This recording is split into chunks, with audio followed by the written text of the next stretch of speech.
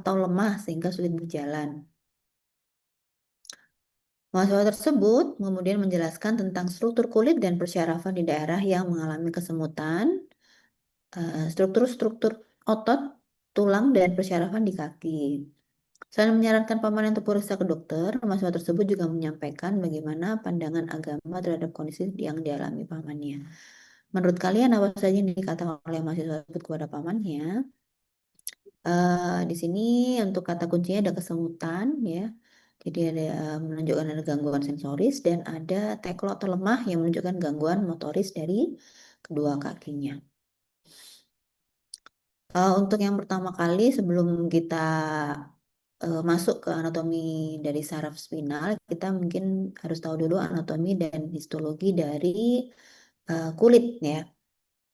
Kulit dulu, baru kemudian kita bahas tentang persyarafan atau saraf-saraf baik sensori maupun motorik yang berada di kaki ya. Kita fokuskan di dalam hal ini pada kaki dulu, baru nanti kita bahas di ekstremitas atas. Yang pertama adalah bagaimana histologi kulit dan persyarafan di kaki yang berhubungan dengan kesemutan sang paman. Kalau kita lihat di sini secara anatomi ya, anatomi kulit berarti diawali dari memang adanya lapisan kulit yang luar yang tampak pada makros ya, secara general, secara kita lihat dengan kasat mata atau mata telanjang tampak berkulit, di atasnya ada rambut ya, rambut-rambut halus di setiap lapisan kulitnya. Kemudian ada pori-pori juga pada lapisan kulitnya dan di mana di bawahnya sudah mulai terdapat beberapa lapisan ya. Yang pertama adalah ini adalah lapisan epidermis di mana terdiri atas epitelium dan ada connective tissue ya. Di sini ada jaringan-jaringan penghubung yang nantinya berisi beberapa kelenjar-kelenjar dan folikel rambut. Di sini ada kelenjar lemak ya, kelenjar lemak yang menghasilkan minyak ya, dan ada kelenjar keringat, kemudian ada folikel rambut, di sini ada akar rambut, dan ada pembuluh darah yang berada di lapisan basal, lapisan dasar, serta ada jaringan lemak juga di bagian bawahnya ya. Kalau kita potong melingkar hampir sama ya deh ya. Di sini ada epitel. Epitelnya epitel squamous kompleks ya. Nah, di sini ada squamous, kemudian ada kuboid juga.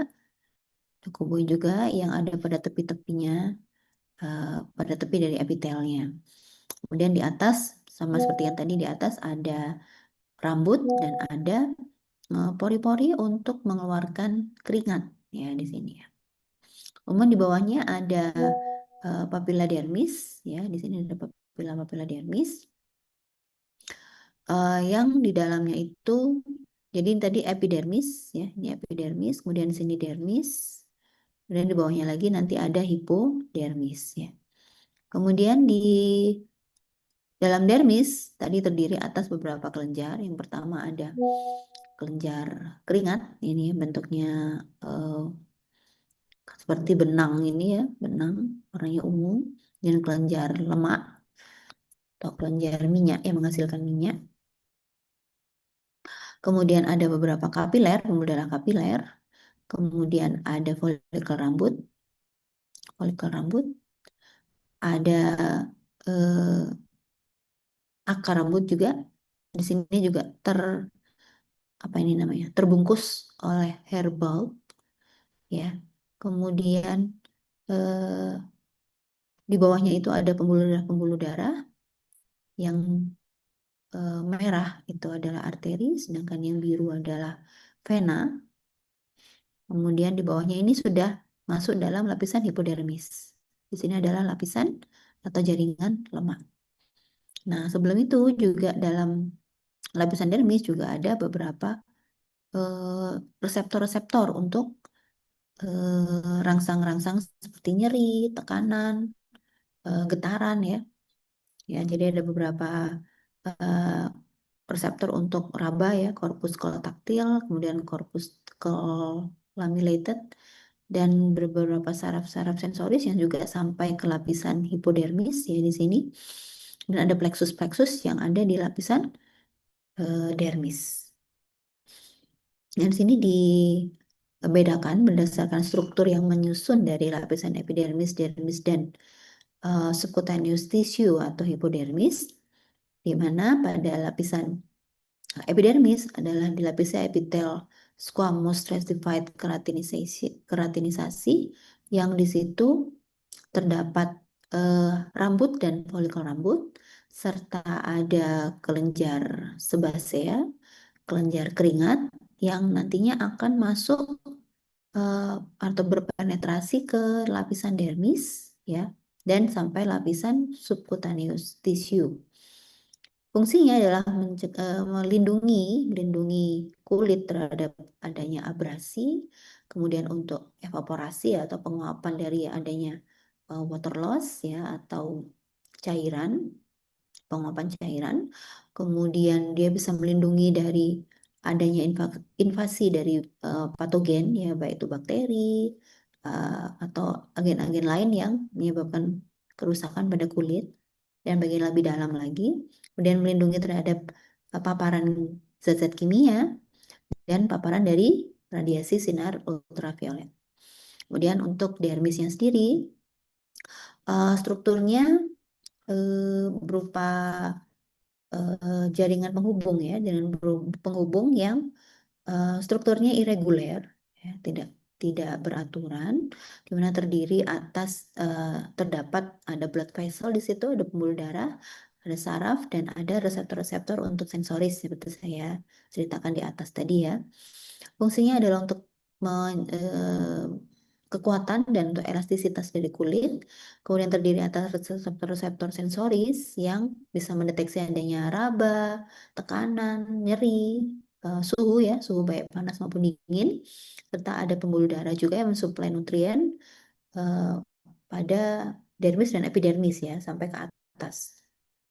Untuk subcutaneous tissue atau pada lapisan hipodermis, di sini juga berupa jaringan penghubung yang sifatnya mungkin lebih reguler dibandingkan dari yang dermis ya. Terdiri atas jaringan adiposa. Mohon maaf.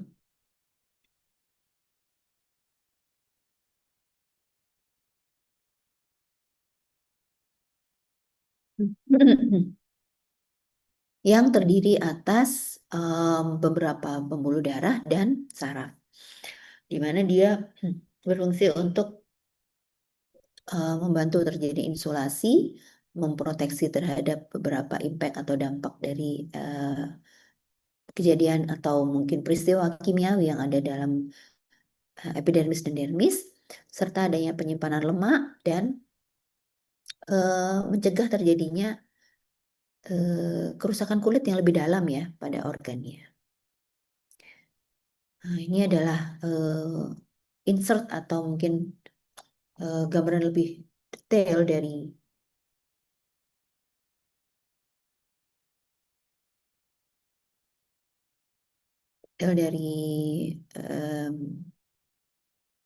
epidermis, dermis, dan hipodermis ya.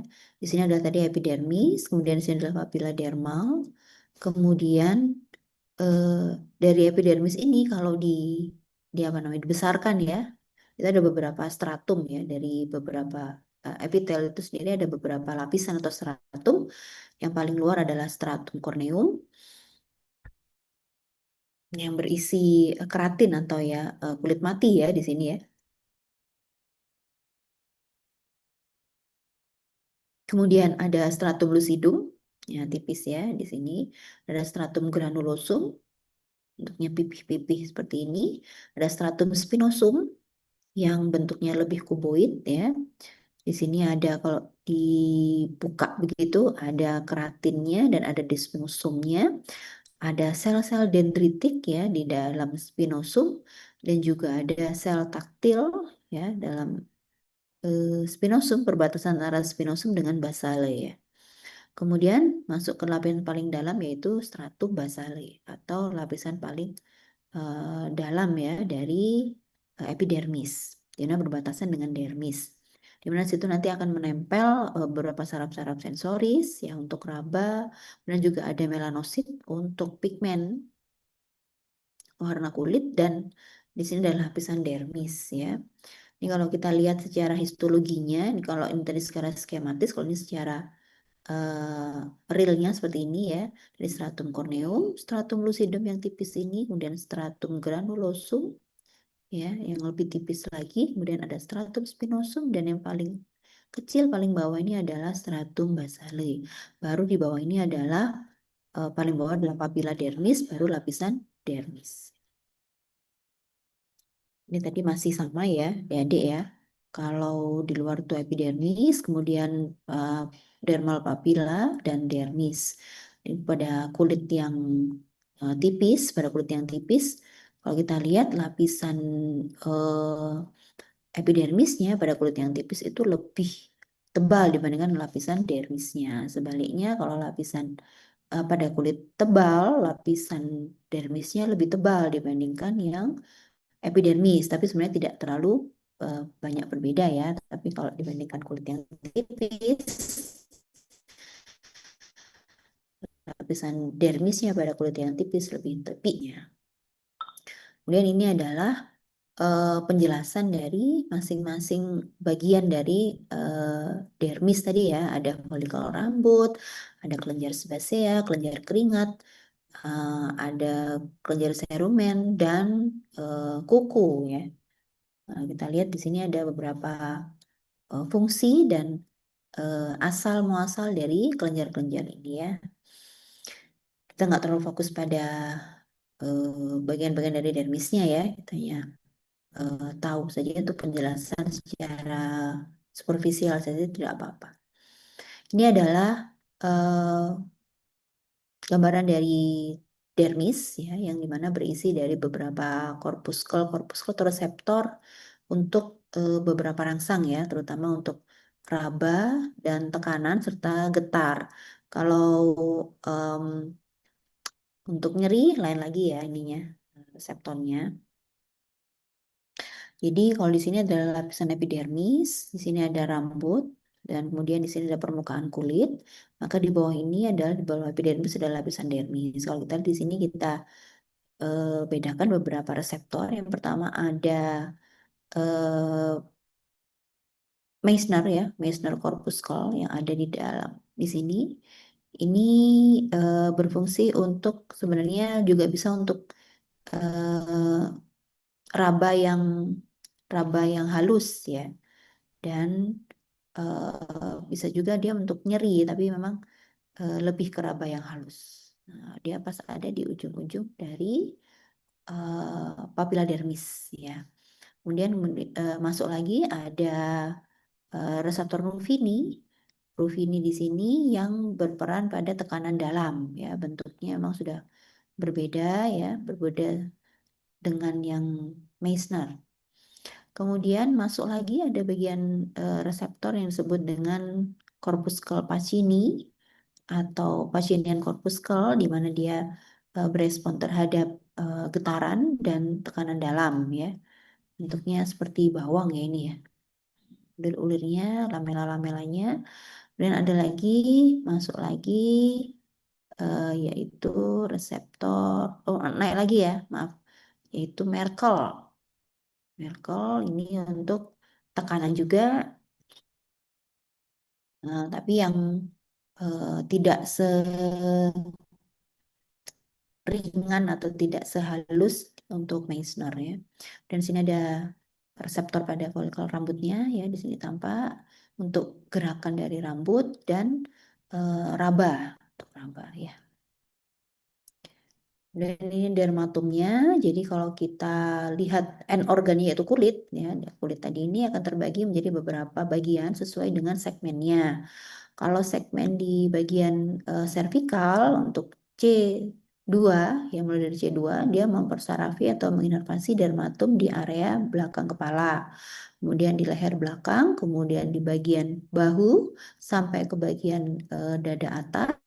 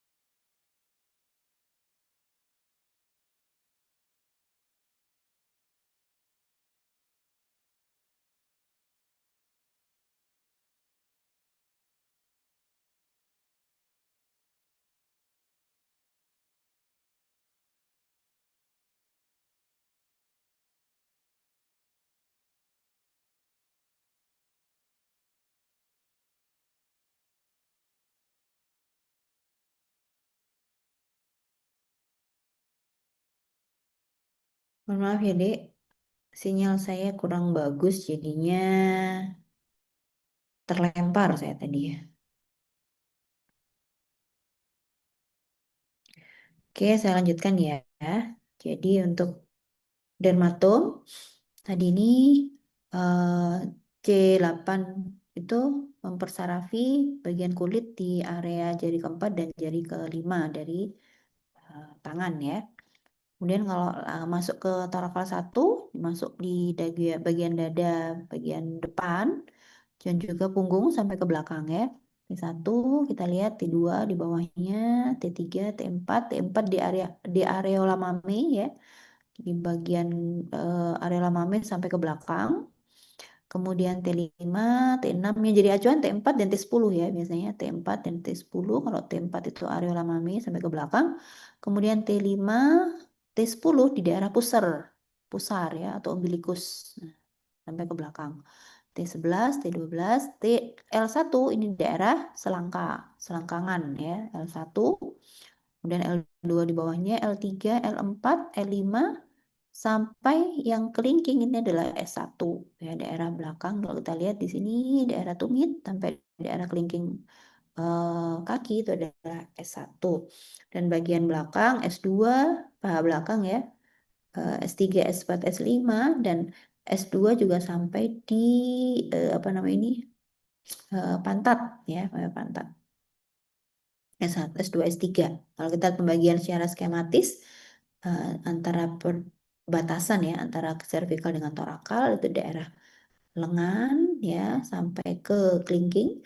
Kemudian setelah itu ada perbatasan torakal dan lumbal daerah pinggang, lumbal dan sakral daerah pantat ya. Kemudian bagaimana anatomi kaki dan persyarafan yang berhubungan dengan rasa lemah atau teklok pada saat berjalan yang dialami sang paman. Jadi em, kalau kita belajar tentang, kita ditanya tentang bagaimana persarafannya, berarti kita berbicara tentang gerak motorik ya, karena dihubungkan dengan keluhan lemah atau teklok saat berjalan yang dialami oleh paman dari mahasiswa kedokteran tersebut. Jadi kalau kita bahas tentang hubungan antara neuron dengan otot, maka kita akan membahas tentang neuromuscular interaction, di mana salah satu setiap serabut otot itu distimulasi kontraksinya oleh beberapa impuls dari saraf ya. Jadi ada impuls dari saraf dulu baru dia akan berkontraksi. Nah, impuls saraf ini itu berasal dari ya pastinya dari pusat ya, dari otak dan medula spinalis yang nanti akan sampailah dia di serabut otot melalui beberapa jalur atau jaras ya. Dan sampailah di end organnya itu atau di kornu anterior ya sebelum dia masuk ke end organnya atau di organ ototnya itu ditangkap oleh motor neuron. Nah, di situ akan terjadi eh, apa istilahnya ya, modulasi dari impulsnya sehingga nanti akan muncul seperti potensial aksi begitu sampai menuju ke target organnya atau target selnya. Dan pada muscle fiber, pada serabut otot ini, aksi kontraksi ini merupakan salah satu apa istilahnya tipe yang spesifik dari motor neuron karena dia menyebabkan suatu kontraksi, maka disebutnya somatic motor neuron. Dan masing-masing somatic motor neuron ini dan beberapa istilahnya hubungan dengan sel serabut saraf itu membentuk yang namanya motor unit, ya namanya motor unit. Jadi motor neuron dengan serabut saraf ini membentuk motor unit, di mana serabut saraf ini satu serabut saraf itu akan dirangsang oleh satu motor neuron, gitu. Jadi eh, serabut saraf satu diinervasi oleh satu motor neuron, tapi eh, sebaliknya ya. Dan satu somatic motor neuron itu bisa menginervasi 3 sampai 2.000 serabut otot. Ya. Jadi eh, bisa banyak gitu ya. Jadi bisa nyabang-nyabang. Kalau somatic motor neuron. Jadi motor neuron itu kan satu ya. Motor neuron dengan serabut otot kan disebut motor unit. Nah, satu motor unit itu kalau dia menggerakkan otot maka disebutnya spesifik untuk kontraksi, maka sebutnya somatic motor neuron. Nah, satu somatic motor neuron itu bisa menginervasi atau mempersarafi 3 sampai 2.000 serabut otot ya. Jadi sangat sangat banyak sekali. Jadi kalau nggak bisa yang satu bisa digantikan oleh yang lain ya. Dan banyak proses yang terjadi saat motor neuron itu bekerja ya. Jadi mulai dari beberapa ion atau beberapa neurotransmitter yang dirilis atau dilepaskan sehingga dia menimbulkan kontraksi. Nah, ini ceritanya diceritakan dalam neuromuscular junction. Ya. Jadi bagian dari somatic motor neuron ini yang menyebabkan eh, apa ini kontraksi dari serabut otot disebut sebagai akson ya. Dan connection atau hubungan antara eh, terminal akhir atau cabang akhir dari akson dengan apa namanya ini muscle fiber atau serabut otot dengan sarkolemanya dan pembungkus ototnya itu disebut sebagai neuromuscular junction ya. Nanti mungkin di mana ini namanya digambar lebih enak ya membayangkannya. Jadi setelah dia neuron ketemu dengan menempel di sarkolemanya, yaitu sarkolema itu serabut ototnya, kemudian dia akan merilis neurotransmitter. Nah, kan dia masih ada di presinap ya di situ ya. Presinap kemudian dia merilis neurotransmitter yaitu asetilkolin ke celah sinap atau synaptic cleft ya. Dan setelah itu asetilkolin akan ditangkap oleh reseptor asetilkolin yang ada di possinap. Nah, di possinap ya seperti ini ya Dek ya gambarannya. Jadi ini kalau ini adalah serabut otot ya, beberapa serabut otot akan dibungkus oleh sarkolema. Nah, ini adalah satu gelendong ini namanya myofibril ya. Di dalam ini banyak sekali serabut-serabut otot. Jadi kayak kabel gitu digabung-gabung jadi satu gitu ya, Dek ya. Nah, kalau yang tadi motor unit tadi itu atau somatic motor neuron akan menempel di sarkolema ini. Sarkolema atau pembungkus dari gelendong otot ini ya. Kalau kita buka lagi, ini ada beberapa bagian dalam serabut otot, ada inti selnya, sel ototnya, kemudian ada transverse tubule, ada mitokondria untuk pernafasan atau respirasi dari ototnya, kemudian di sini juga ada transverse tubule, kemudian ada retikulum sarkoplasmik yang melingkar pada tiap-tiap myofibril. Nah, kita lihat di sini seperti ini ya, dia. Jadi kalau itu sudah nempel, ini adalah motor neuron, somatic motor neuron yang menempel pada sarkolema, dia akan mengeluarkan ini asetilkolin. Nah, asetilkolin ini ya, yang hijau-hijau ini keluar ke celah sinaps atau synaptic cleft ya. Ini adalah yang hijau-hijau adalah synaptic vesicle, vesicle dari asetilkolin yang menempel pada sinaps. Kemudian dia dikeluarkan ke celah sinaps, kemudian dia akan ditangkap oleh reseptor asetilkolin yang ada pada possinap. Kalau ini presinap, yang ini celah sinap ya, kayak celahnya ya antara pre dengan pos. Kemudian di sini adalah possinapnya mengandung beberapa reseptor. Sementara possinap itu ada di motor end plate ya, jadi ada di otot. Seperti ini gambarannya. Jadi terminal button ini terminal akhir ya dari atau ujung akhir dari motor neuron itu menempel pada sarkolema, kemudian dia mengeluarkan asetilkolin ya untuk kontraksi otot. Kemudian nanti akan diteruskan sampai ke proses transverse tubul dan sarkoplasmik retikulum. Ya, nanti akan terjadi kontraksi otot. Gambaran juga bisa seperti ini. Jadi ini adalah beberapa nukleus atau inti sel dari serabut otot yang menempel pada sarkolema, ya ini skeletal muscle fiber. Kemudian nanti akan terjadi proses seperti ini. Ya, jadi asetilkolinnya dikeluarkan dari presinap, kemudian menuju celah sinap, dan nanti akan ditangkap oleh reseptor di postsinap. Nah, untuk mekanisme kontraksi sendiri seperti apa? Jadi diawali dari adanya, bentar.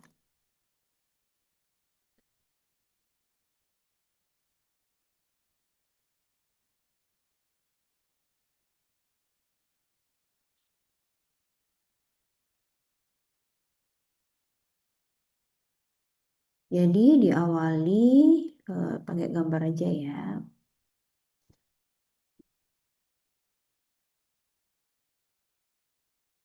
Nah, jadi diawali adanya, jadi setiap mau kontraksi, kontraksi pada serabut otot itu diinisiasi atau diawali dari adanya tadi itu ya, ada istilahnya aktivasi somatik motor neuron yang melepaskan asetilkolin pada celah sinap tadi yang gambar sebelumnya tadi ini ya. Nah, ini aktivasinya diawali dari inisiasi ini. Inisiasi asetilkolin yang dilepaskan ke celah sinap ya.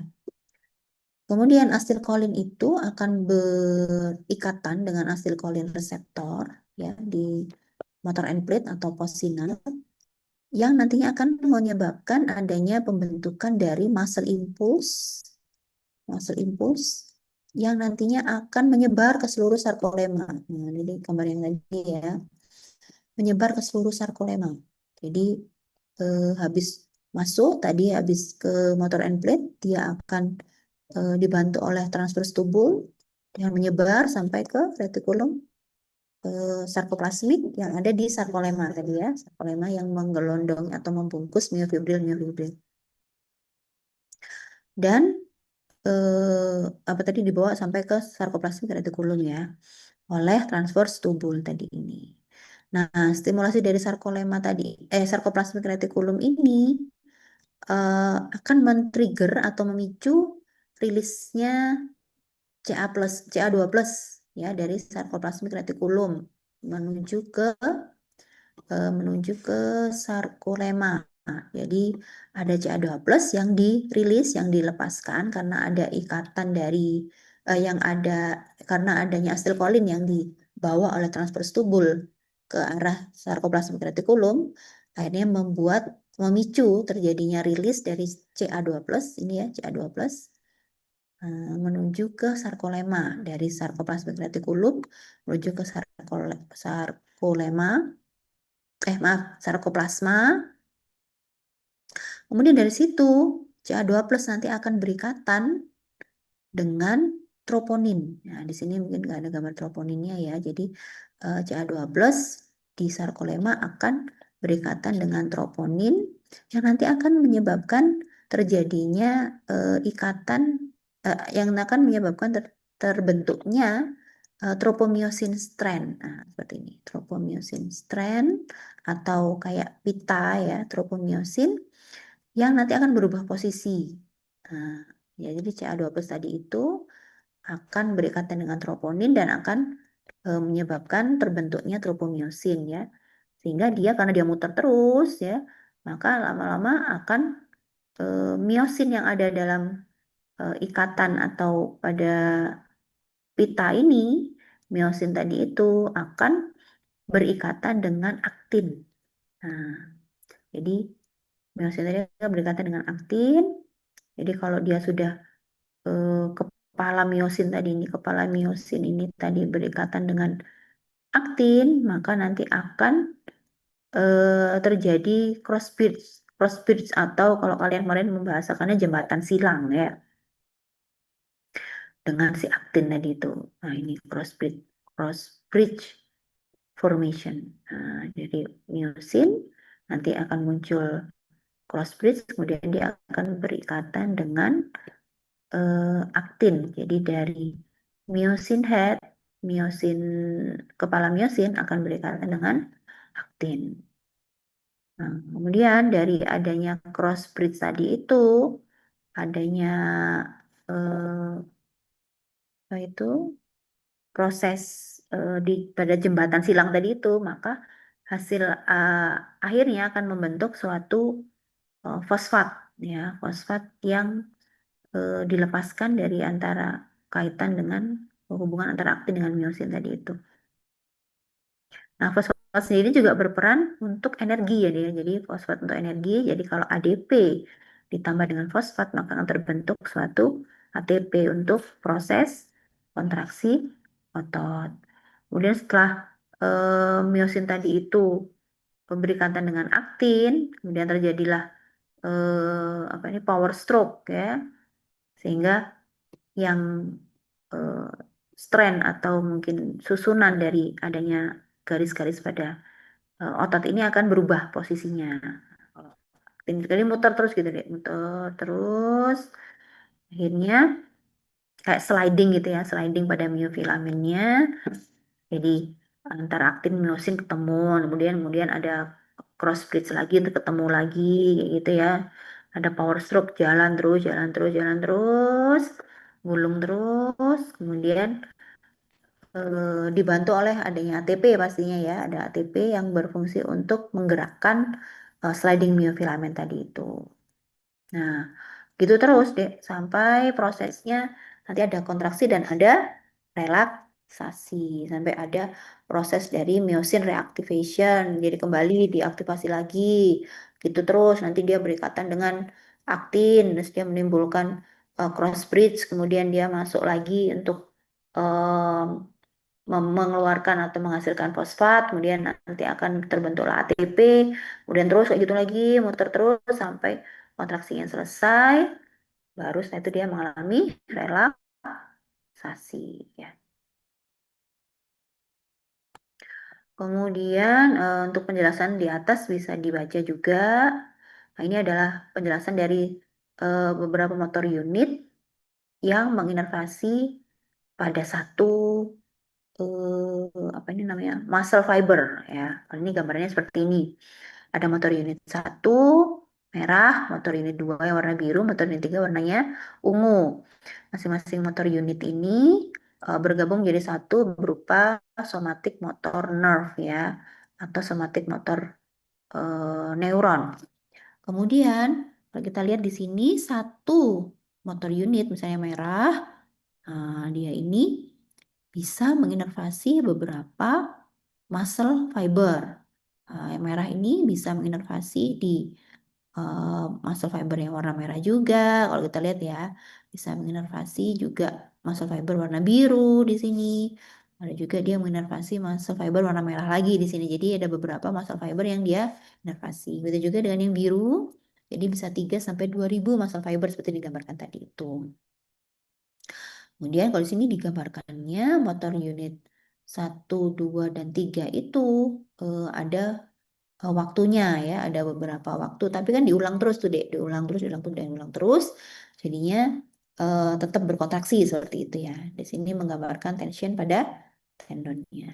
Nah kalau ini kita belajar tentang asal otot bergeraknya dari mana dan menuju kemana, origo dan insertio atau origin dan insertion untuk gerak ya. Kalau ini untuk geraknya ya, kalau ini hubungannya dengan gerak fleksi, ekstensi, abduksi, adduksi seperti itu ya. Kalau ini ada beberapa apa istilahnya hubungan ya dari interaksi dari otot, bisa sifatnya bisa agonis dan sifatnya antagonis. Ini ya Ada yang agonis, misalnya kita mau menekukkan bisep kita, maka yang mengalami otot agonisnya adalah biceps brachii, sebaliknya adalah yang mengalami relaksasi, yaitu otot antagonisnya adalah triceps brachii. Contoh aja ini, contoh atau pada ekstremitas atas dan bawah. Saya kalian tahu misalnya ada keluhan teklo, ada keluhan lemes pada ekstremitas bawah itu kira-kira kelemahan ya. Nah, bagian bawah ini ya. Ada, saya rasa kalian udah belajar ya tentang anatomi dari otot-otot di bagian bawah dan bagian atas. Ini ada rectus femoris, ada vastus intermedius, vastus medialis, dan vastus lateralis. Di bagian belakang, hamstring ya, biceps femorisnya masih kelihatan.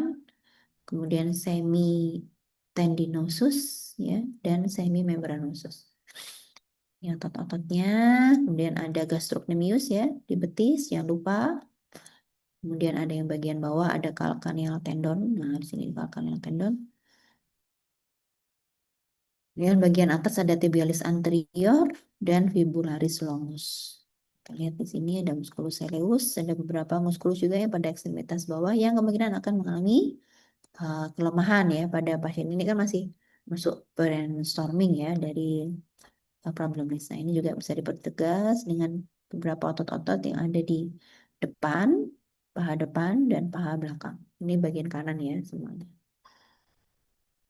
Enggak kalian tahu ya pembagian dari otot-ototnya. Oke. Ini ada beberapa otot, origo dan insersionya serta actionnya seperti apa. Apakah dia untuk memperpanjang atau fleksi atau ekstensi kah atau adduksi kah itu di situ ada fungsinya ya. Kemudian juga beberapa otot di bagian tungkai bawah seperti gastrocnemius, soleus, fibularis longus, tibialis anterior dan extensor digitorum longus ya. Di sini ada beberapa origoinsertio dan actionnya atau kerjanya bagaimana. Dan kalau yang ini kita jelaskan, kita masuk ke saraf spinal ya. Saraf spinal, kalau saraf kita ketahui bersama ada otak dan medulla spinalis, ini merupakan saraf pusat, kemudian nanti bercabang-cabang, ya. Cabang-cabang ada saraf cervical, thoracal, lumbal, dan sakral. Di sini kalau segmen cervical C1 sampai C4 disebut sebagai cervical plexus, C5 sampai T1 brachial plexus, T2 sampai T11 adalah intercostal nerve, di mana dia melingkar sampai ke coste ya, sampai ke rusuk atau iga. Kemudian di sini bercabang-cabang ada nervus musculocutaneus, nervus axillaris, radial, medial, ulnar, dan phrenicus. Ini kauda equina, di mana sudah tidak ada sudah tidak ada segmen mielum di situ. Kauda equina hanya berupa seperti ekor kuda. Ya. Kemudian itu tadi untuk saraf spinal yang kita selentrehkan lagi, ya kita detailkan lagi. Di sini ada medulla spinalis ya. Kita keluar dari cornu anterior medulla spinalis, kemudian ini ada ya, mulai dari radix radik atau akar sarafnya, kemudian dia bergabung menjadi satu, radix-radix ini bergabung menjadi satu di nerve root ya, akar sarafnya, kemudian nanti dia bercabang lagi menjadi plexus, tapi percabangan nanti juga akan menyatu di cabang-cabang yang lain ya, bersatu cabang lain disebut plexus, dan dia akan terpisah lagi, terpisah lagi jadi peripheral nerve atau saraf tepi, baru ke myotum. Nah, ini yang menandakan kompleksnya persarafan di ekstremitas ya, terutama kita fokusin di ekstremitas. Jadi akar saraf dan saraf perifer menginervasi otot di mana tiap otot disuplai oleh saraf perifer yang mengandung serabut dari beberapa akar saraf yang poliradix ya. Jadi kalau kita lihat memang banyak persilangan-persilangan yang untuk membantu kontraksi otot. Nah, ini adalah beberapa contoh otot dan segmen yang mempersarafinya ya, seperti ini contohnya diafragma, maka segmen yang mempersarafinya adalah diafragma itu C4, berarti di daerah ya Tapi bisa jadi mungkin cervical 4 untuk diafragma. Kemudian cervical 5 ada muskulus rhomboid, supraspinatus, infraspinatus, dan deltoid ya sini ya. Di bahu ya. Cervical 6 bisa brachiin dan brachioradialis lebih ke arah belakang. Kemudian C7 triceps brachialis, carpi radialis, em, pectoralis major, flexor carpi radialis, dan penutup teres ya. Itu banyak sekali eh, otot-otot yang bisa diinervasi oleh beberapa segmen ini hanya segmen cervical, lumbal, dan sakral. Dan ini kalau tadi segmennya, kalau ini nervusnya sudah ya. Jadi segmen itu terbagi jadi beberapa nervus tadi ya. Kalau quadriceps femoris itu dipersarafi oleh nervus femoralis, kemudian quadriceps hamstring disarafi oleh nervus ischiadicus. Eh, Sedangkan musculus gluteus medius dipersarafi oleh nukleus nervus gluteus inferior. Sedangkan gluteus maximus dinervasi oleh gluteus superior. Musculus peroneus, musculus tibialis anterior dinervasi oleh nervus peroneus profundus. Musculus gastrocnemius dinervasi oleh nervus tibialis anterior. Ini adalah contoh gerakan-gerakannya ya, Dek ya. Jadi pasien diminta untuk menangkap, kita tahu. Kemudian untuk jari juga bisa, yuk Pak didangakkan kita tahu. Gitu. Ini contoh-contoh gerakannya saja. Untuk pandangan Islam, saya rasa kalian lebih lebih mumpuni ya. Kemarin waktu presentasi di LO ya tentang mata, tentang raba dan tentang apa namanya itu nyeri, mata raba nyeri dan THT ya untuk pendengaran. Jadi penglihatan pendengaran kalian lebih lebih ini ya lebih bagus sharing-sharing tentang ayat-ayat Qur'annya ya. Oke, begitu. Ini ada pertanyaan mungkin Pak Ketua atau yang lain-lain, adik-adik? Oh, dari saya tidak ada. Oke, kali ini saya stop share. Kemudian,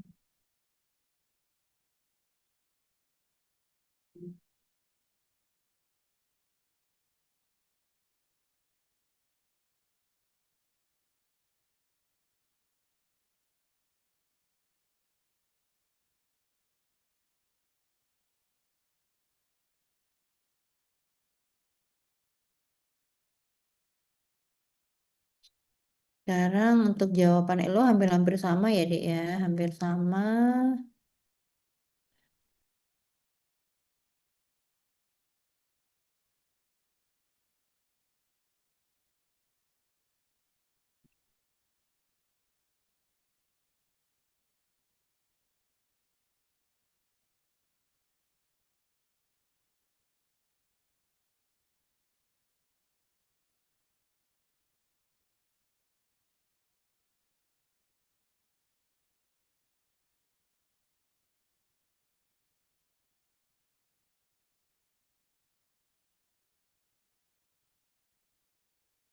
Ya, ini adalah jawaban LO. Kelihatan ya, Dek ya?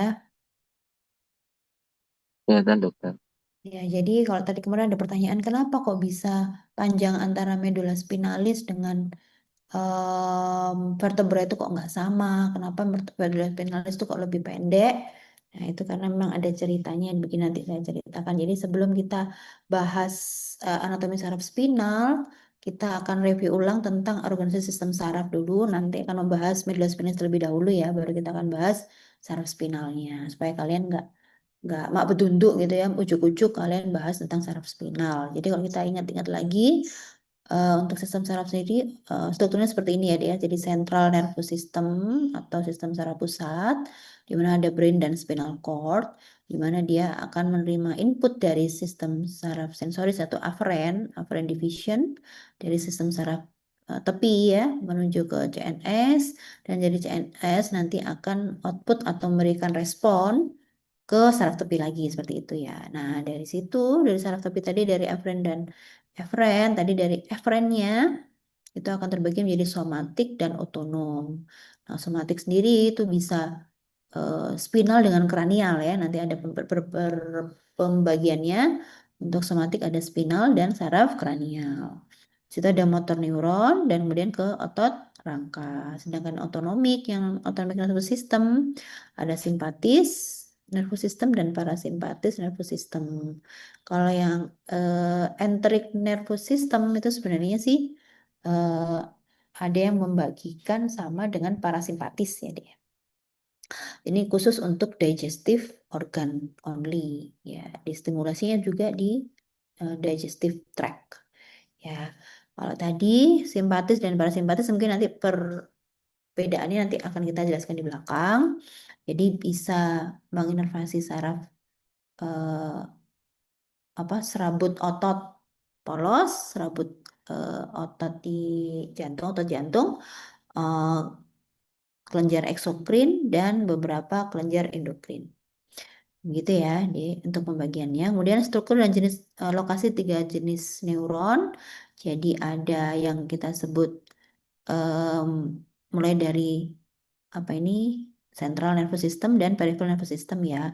Ada afren yang dapat dari reseptor sensoris, kemudian dia menuju ke akson perifer ya, afferent fiber, kemudian dia menuju ke akson terminal, kemudian dia menuju dendrit, disitulah interneuron. Jadi yang menghubungkan antar neuron afferent dengan efferent.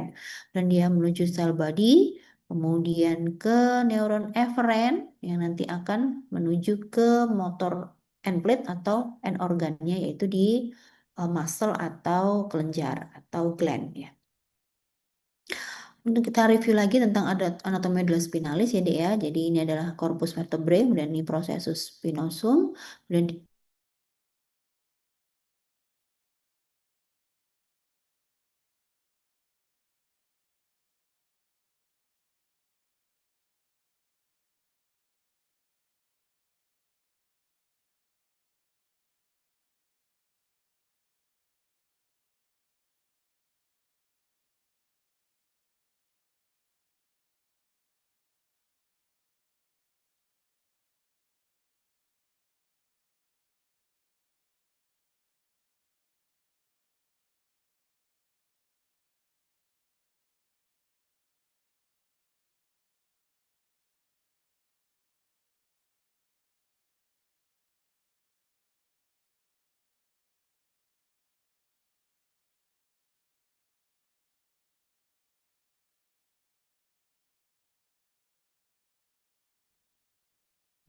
mohon maaf ya Dek, saya terlempar lagi ya untuk kesekian kalinya.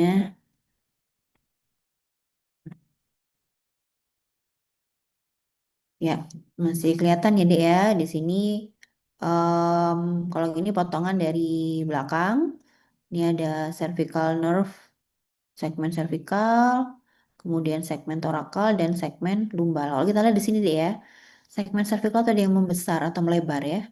Kita lihat ya, cervical enlargement, pelebaran dari segmen cervical. Nah, lebih lebar dibandingkan atas dan yang bawah atau torakalnya. Lumbal juga mengalami pelebaran. Lumbal enlargement. Nah, baru dia conus medullaris dan baru cauda equina. Ya. Itu tampak ada pelebaran ya, dia cervical enlargement dan lumbal enlargement. Dan medulla spinalis ini memanjang dari medulla oblongata ya, bagian otak sampai dengan bagian lumbar pada tulang belakang. Panjangnya kurang lebih 45 cm pada laki-laki dan 43 cm pada wanita. Lebih pendek dari tulang belakang. Nah, nanti kenapa kok lebih pendek nanti kita bahas di selanjutnya ya. Terbagi atas 31 segmen, ada 8 segmen servikal, ada 12 segmen torakal dan 5 segmen lumbal serta 5 segmen sakral dan 1 segmen koksigeal ya. Ini tadi ya, saraf ini adalah spinalis. Ada saraf spinal bagian dorsal, bagian dorsal, radix dorsal dan radix anterior. Nah, kemudian dia bergabung jadi satu menjadi saraf spinal ya. Ini kita lihat ya. Semua gabung jadi satu deh. Semua gabung jadi satu. Ini kan dibungkus oleh fasia ya, dibungkus oleh fasia. Nah, dibungkus oleh fasia, gabung jadi satu. Selalu gabung jadi satu. Jadi dorsal sama ventral gabung jadi satu, jadi saraf spinal ya. Oh, ini dura ya. Ada dura, ada arachnoid, ada pia mater ya. Kemudian em, tadi Perbedaan antara segmen servikal, torakal, lumbal berdasarkan potongannya seperti ini ya. Di servikal itu seperti ini deh gambarannya. Torakal kalau dipotong melintang seperti ini, lumbal seperti ini, sakral seperti ini, dan koksekial seperti ini ya. Ini terdapat beberapa nukleus di medulla spinalis, di mana digambarkan sebagai berikut ya. Nukleus-nukleusnya dari substansia grisea atau substansia yang warnanya abu-abu ya. Gray matter bisa bergelombol tempat tertentu, di mana di kolumna grisea posterior, ya bagian belakang ya, bagian belakang. Ini terdapat sel Golgi tipe 2 dan sel Golgi tipe 1. Nah, di basisnya itu ada kolumna grisea anterior ya. Sedangkan kornolateral di bagian samping itu untuk ini ya, saraf otonom. Saraf otonom baik simpatis maupun parasimpatis ya. Kalau simpatis di torakolumbal, kalau parasimpatis sakral 2 sampai 4, tapi juga ada di kranial. Jadi kraniosakral ya. Ingat-ingat kalau parasimpatis kraniosakral, kalau simpatis torakolumbal. Kornu anteriornya, di sini kornu anterior, ini semuanya pada berisi nukleus motoris. Nah, di sini ini gambar jadul banget ya. Lama banget, jadi menunjukkan ada beberapa sel-sel ya. Jadi ada beberapa sel-sel pada gray matter atau substansia grisea dan pada white matter ya. Nah, kalau kita lihat ini ya, kenapa kok tadi ada pelebaran pada cervical dan pada pelebaran pada lumbal. Jadi dalam pertumbuhan dan perkembangan medulla spinalis terjadi ascensus medullorum, di mana didefinisikan sebagai suatu keadaan seakan-akan medulla spinalis tertarik ke kranial. Jadi kayak ketarik gitu ya, sehingga memendek akibat terjadinya intumesensia cervicalis dan intumesensia lumbalis. Jadi kayak tadi ada yang melebar, itu kesannya seperti ketarik begitu ya. Nah, di mana terjadi perbedaan nantinya pada pertumbuhan medulla spinalis dengan kolumna vertebralis. Apa sih intumesensia cervicalis? Itu adalah pembesaran pada medulla spinalis di regio cervical akibat pertumbuhan ekstremitas superior. Ternyata dia tuh melebar karena memang kita bertumbuh untuk segmen ekstremitas superiornya. Jadi karena kita bertumbuh menjadi tangan kanan dan kiri, jadi otomatis dia kesannya seperti melebar. Memang dia melebar ya. Ada enlargement atau pelebaran pada cervical. Mulai dari segmen C3 sampai segmen T2. Dan maksimum pembesaran pada segmen C6. Kalau intumesensia lumbalis adalah pembesaran medulla spinalis di regio lumbalis akibat pertumbuhan ekstremitas inferior. Jadi karena kaki kita tumbuh dan berkembang. Mulai tinggi segmen torakal 10 sampai segmen lumbal 2 ya. Maksimum pembesaran ada di segmen torakal 12 ya. Seperti ini ya. Intumesensia dari cervicalis dan intumesensia dari lumbalis. Nah, baru kita masuk saraf spinal, di mana saraf spinal merupakan saraf yang berpangkal di medulla spinalis, yang merupakan gabungan dari serabut-serabut radix anterior dan posterior tadi hubung jadi satu. Dan serabut-serabut radix anterior dan posterior ini bentuk saraf spinalis yang nanti akan melalui foramen intervertebralis. Jadi ada lubang antara vertebra 1 dan 2 gitu akan keluar saraf-saraf spinal di situ ya. Terdapat 31 pasang saraf spinal yang masing-masing berhubungan dengan setiap segmen medulla spinalisnya. Setiap nervus spinalis mengandung serabut motoris, serabut sensoris, dan serabut postganglion simpatis. Jadi ada otonomnya. Karena dia juga membawa serabut otonom. Nah, akibat terjadinya intumesensia cervicalis dan lumbalis tadi itu, sehingga ada pertumbuhan antara medulla spinalis dan kolumna vertebralis yang tidak sama ya, maka serabut-serabut radix anterior dan radix posterior itu yang bagian kaudal akan mencapai foramen intervertebralis yang sesuai yang harusnya berjalan descendant lebih dulu gitu. Jadi nggak seperti segmennya gitu. Kadang nggak sejajar dengan segmennya. Dan berkas-berkas serabut yang berjalan descendant tadi itu akan membentuk suatu cauda equina atau seperti ekor kuda. Ya. Ini adalah gambarannya saraf spinal ya. Di sini ada radix, ini sudah tergabung jadi saraf spinal ya. Awalnya ada radix dorsalis dan radix ventralis ya, seperti ini. Jadi ada yang dari belakang dan dari depan gabung jadi satu jadi saraf spinal ya. Ini kalau dibuka satu-satu ya. Ini keluarnya lewat foramen intervertebralis nih ya. Keluarnya lewat sini. Ini kalau dibuka, ini ada apa ini dura mater ya. Dura mater dibuka maka akan tampak lubangnya keluar dari mana ya. Untuk fisiologinya, tadi sudah sempat dibahas juga. Jadi saraf spinal termasuk dalam saraf tepi, bagian somatis, ya, bagian somatis. Jadi sistem saraf itu kan terbagi jadi somatis dan otonom tadi ya. Kalau yang spinal masuk dalam somatis, ya. Selain somatis juga, jelas selain spinal juga ada kranial nanti ya. Nah, sistem saraf somatis itu merupakan sistem saraf yang bisa dikendalikan secara sadar dan dalam berinteraksi dengan eksternal tubuh. Kalau sistem saraf otonom, sistem saraf yang nggak bisa dikendalikan secara sadar. Jadi mengontrol internal tubuh, ya, beda dengan yang somatis. Berdasarkan jalan keluarnya, ada dua macam saraf somatis, ada spinal dan ada kranial, ya, yang keluarnya lewat kepala, kalau spinal lewat medula spinalis, ya. Untuk saraf otonom ada dua, yaitu simpatis dan parasimpatis. Kalau simpatis menstimulasi organisasi, memobilisasi sumber-sumber energi untuk menghadapi situasi yang tidak menyenangkan. Ya, sebaliknya kalau parasimpatis, situasi yang menyenangkan. Ya, nanti bisa dibaca. Kemudian kalau untuk fisiologinya seperti tadi ya, Dek, ya. Jadi motoriknya seperti ini. Jadi dari awalnya, dari brain atau medula spinalisnya ada apa ini istilahnya impuls motoriknya jalan ya dari parenkimota seperti yang kita bahas di blok sebelumnya, kemudian dia ke corticobulbar tract, kemudian dia menuju ke apa namanya ini brainstem ya.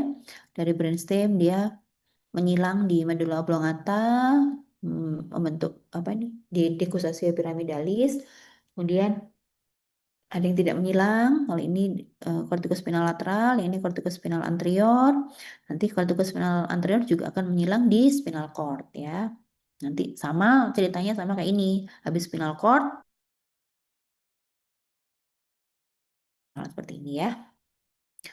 Nah, ini juga sama seperti kita bahas di minggu lalu, di blok sebelumnya.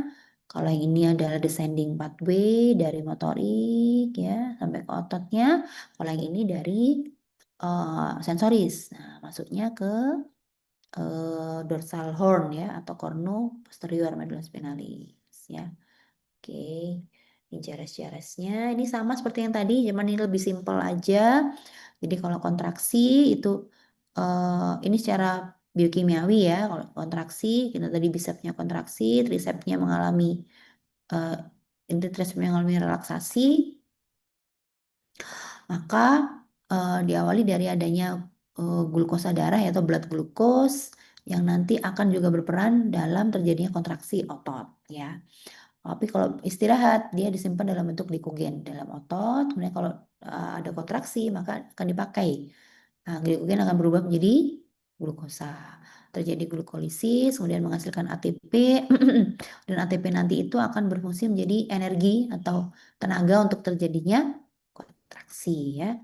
Di mana nanti ada miosin ATPase yang nantinya akan membantu terjadinya kontraksi dan ATP juga berfungsi untuk apa istilahnya memompa kalsium pada sarkoplasmic reticulum seperti tadi yang saya ceritakan bisa terjadi kontraksi karena adanya ikatan antara miosin dengan troponin, kemudian nanti akan membuat merilis atau memicu terjadinya cross bridge ya. Kemudian nanti miosin akan bertemu dengan kepala miosin ketemu dengan aktin, kemudian nanti akan terbentuk tropomiosin, nantinya akan terjadi power stroke dan terjadi apa istilahnya sliding miofilament sehingga terjadi kontraksi seperti itu terus sampai CA-nya menurun, kemudian CA dirilis lagi, diproduksi lagi seperti itu terus ya proses kontraksi ototnya. Kemudian juga bisa glikolisis ini akan menghasilkan piruvat juga. Nah, kalau piruvat ini nanti akan menjadi laktat ya, masuk ke pembuluh darah. Kemudian nanti akan piruvat nanti akan masuk ke dalam proses oksidasi fosforilasi, nanti juga menghasilkan ATP lagi, kemudian nanti akan masuk ke dalam otot lagi, tapi dibantu oleh kreatin untuk kontraksi ototnya supaya lebih kuat. Ya, nanti kalau dia apa itu namanya pada saat istirahat dia disimpan dalam bentuk kreatin fosfat ya. Jadi kalau mau apa namanya kontraksi lagi, mau kontraksi dia akan dirubah menjadi ATP lewat kreatin kinase. Itu terus ya prosesnya.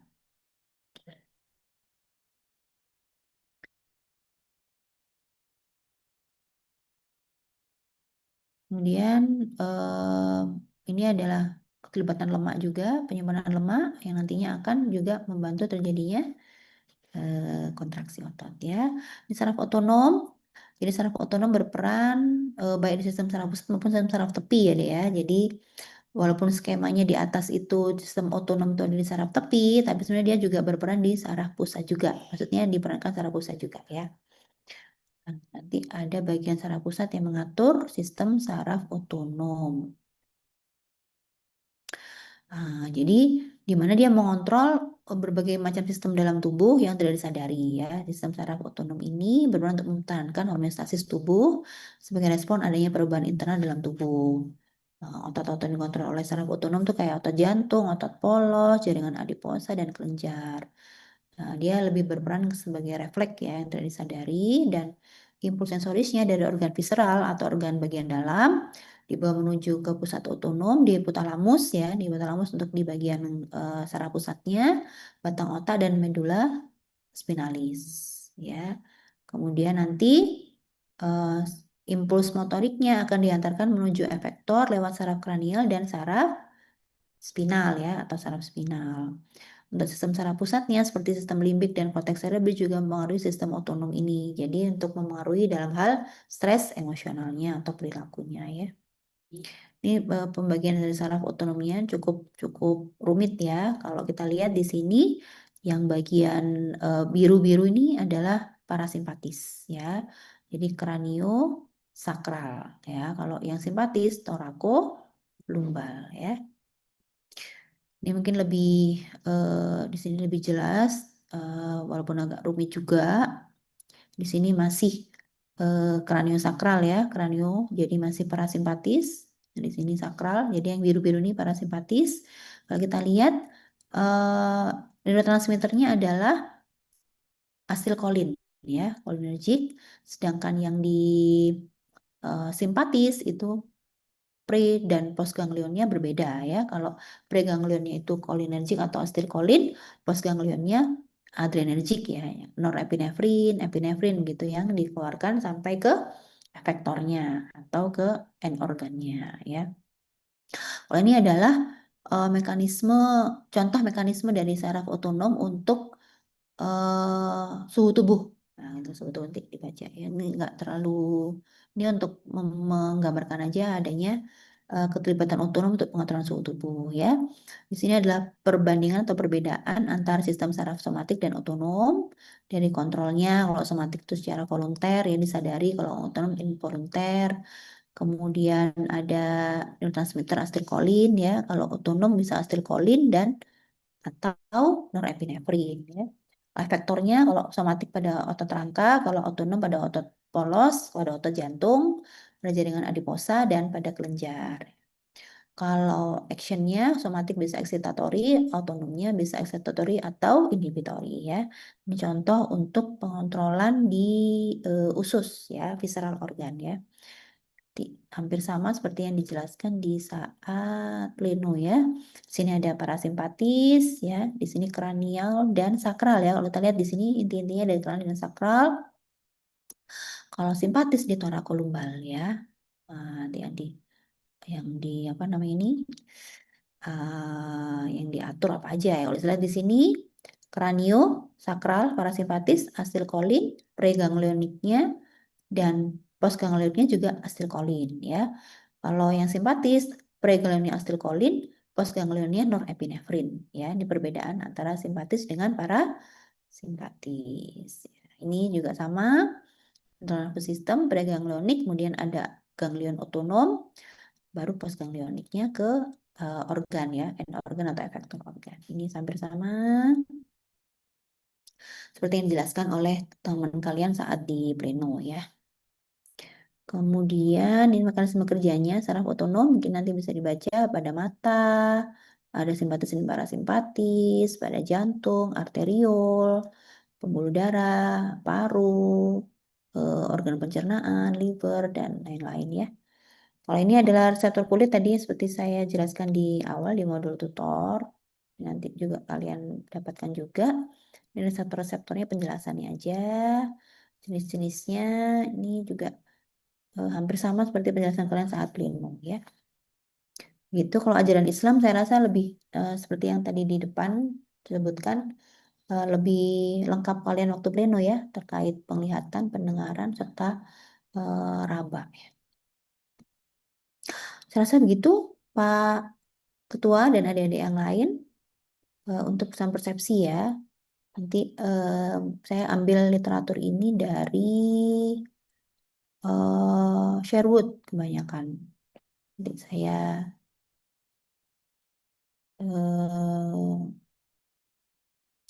berikan ininya ya, filenya ya ke Hafiz ya. Begitu? Ada yang mau bertanyakan mungkin adik-adik?